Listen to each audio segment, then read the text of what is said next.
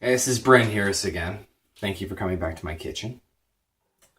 We are now on part 3 of a mini 3-part series within the larger 12-point series, which is called How I Finally Cultivated Self Discipline. And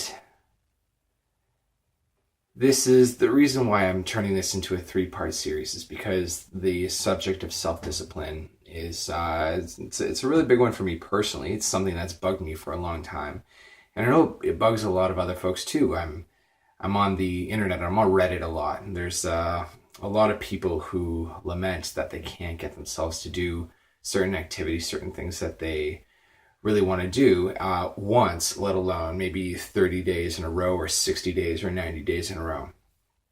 And speaking personally, I was able to finally do this for myself. I was able to finally cultivate self-discipline, where I would exercise regularly, for example, and eat well.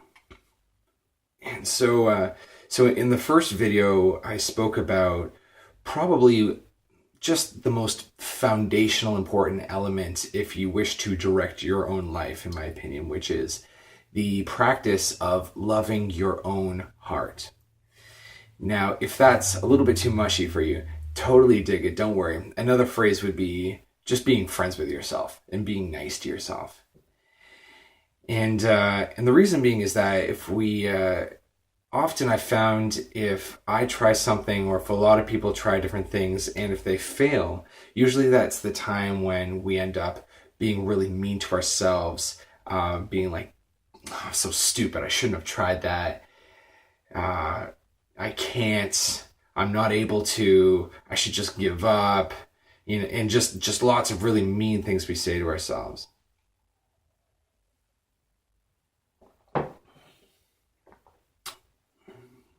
Cinnamon mate is the answer to your next question, which is, what tea are you drinking, Brent? Cinnamon mate. Highly recommend it. So the thing is, right, is that if you try and do something, and suppose you fail, and if you're really mean to yourself, then what's happening is there's a certain communication that is being sent from the head to the heart. It's a certain communication between two different but important aspects of you. The aspect of you that is kind of innocent and childlike, the child that you were when you were super young. That child never really went away. It just kind of got covered with layers and layers of mental beliefs and mental systems and thought structures, and which now comprise your adult. And the adult, like, for example, it is, the adult Brent that's speaking to you right now, and probably the adult you that's listening.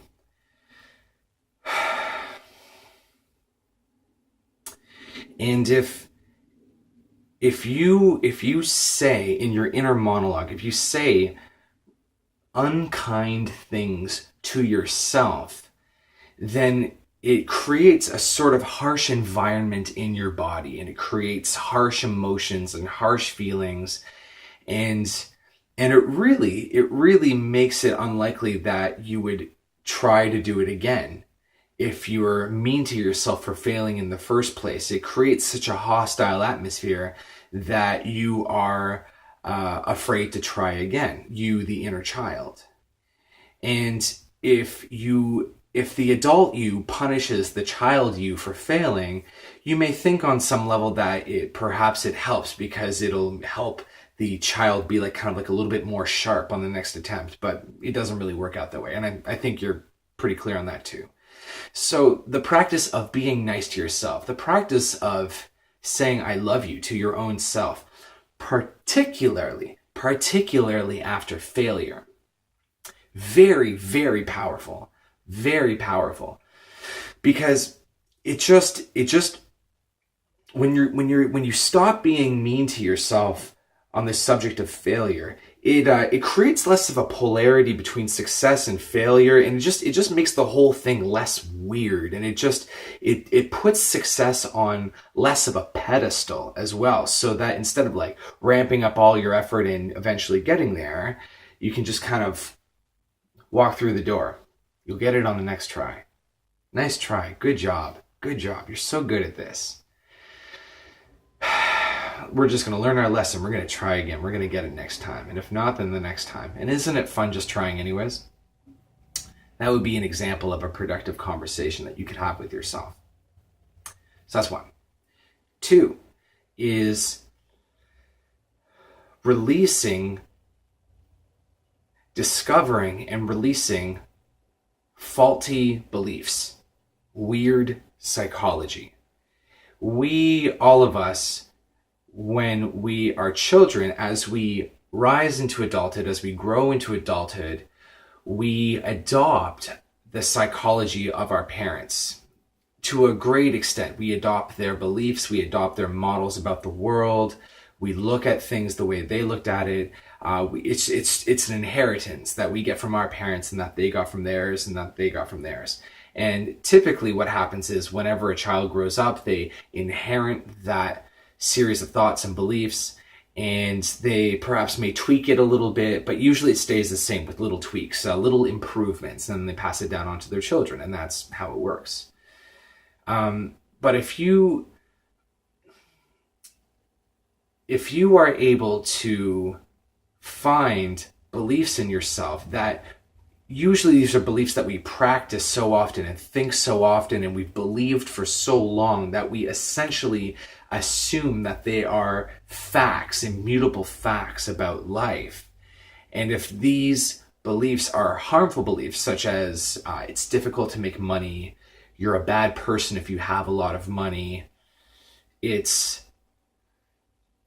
too difficult to put a new habit in place, exercise is something that comes naturally to some people but not naturally to other people, beliefs like that, they can be a huge hindrance. They can serve as a tremendous block that, as long as this belief is in place, it is impossible to move forward with the habits that you want to put in place. So being able to recognize these beliefs and to remove them and replace them with better beliefs is essential. It is requisite. It is indispensable. There's no moving forward unless you are able to really consciously manage your beliefs.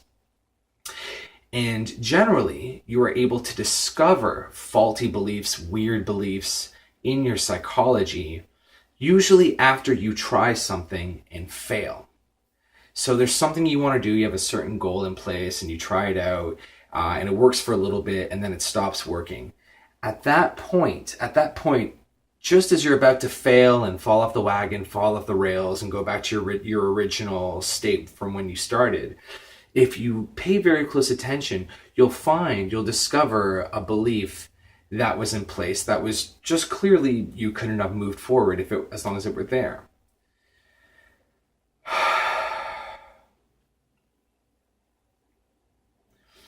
An example for myself was a belief that I used to have that exercise comes naturally to some people and not others, as I just mentioned earlier.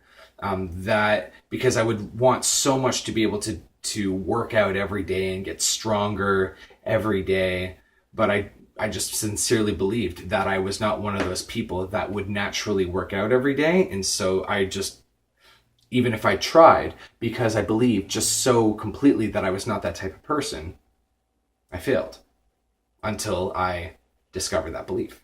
And now I do work out every day.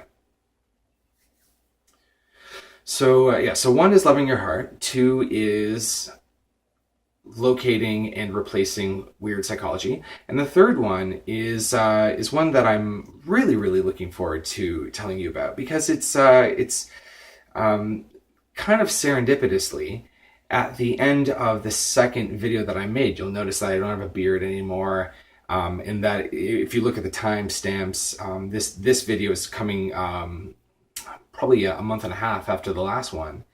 And the reason for that is that I fell off the tracks myself.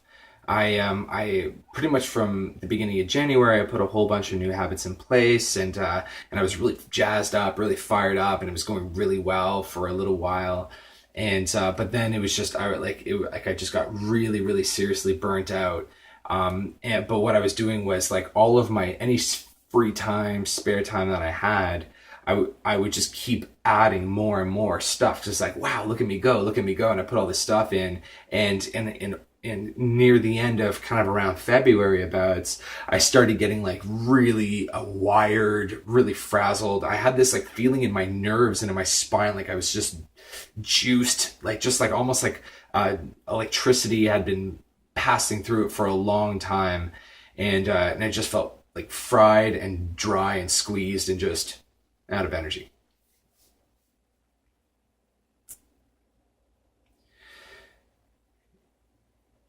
And the hard lesson that I learned was that I need to be able to chill out. I need to, if I want to put habits in place, I need to be able to incorporate renewal and time off and downtime as a very important element. This third video is on proper perspective. And what we're going to do is we're going to focus on how a lot of us, when we start a new habit that it's really healthy for us and we know it's going to be good for us, for example, to just stop smoking, stop eating junk food, or maybe meditating every day, and we start doing it, a lot of times when a new habit begins, we have this surge of energy and we're doing a really great job, and maybe we do a little bit extra every day.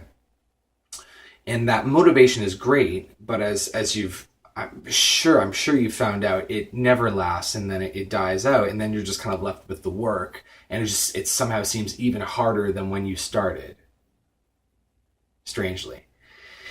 And maybe you'll push forward with it, or maybe you'll fall off the wagon. But if you invest too much into the idea of getting it all done at once, getting it right on the first try, it's very unlikely. It could happen, but it's very unlikely that it'll work out that way.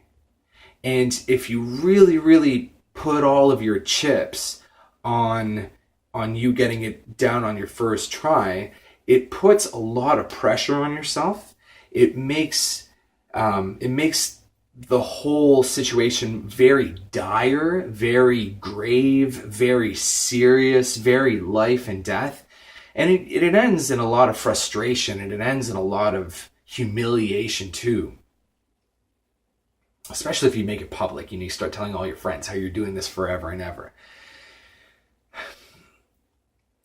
A lot of us begin habits not because it seems like a good idea. We begin habits because we're at a place where we just need to change, because we're really, really fed up with life as it currently is. So there's a certain urgency that drives us into starting a habit. But if we take that urgency into the habit as we move forward,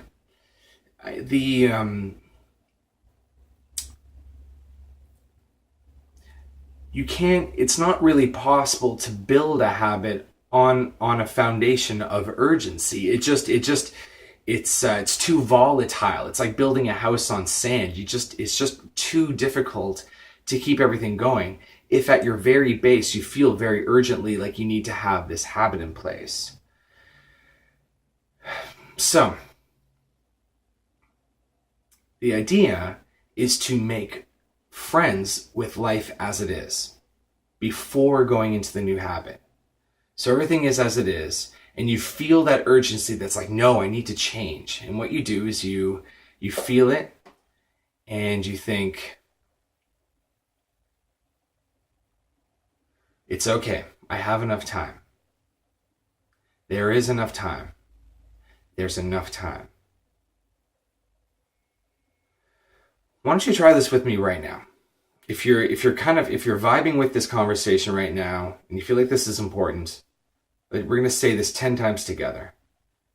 There's enough time. There's enough time. There's enough time. There's enough time. There's enough time. There's enough time. There's enough time. There's enough time. There's enough time. There's enough time. It's nice, right? And you can feel it in your nervous system. There's enough time. There's time to get it done. There's time to put the new habit in place. And not only that, but there's time to fail. As you install a new habit in your day-to-day life that you know is going to bring you benefit, I want to invite you to look way into the distance. I want you to look beyond your first failure. Look beyond your first 5 failures. Aim to fail 5 times.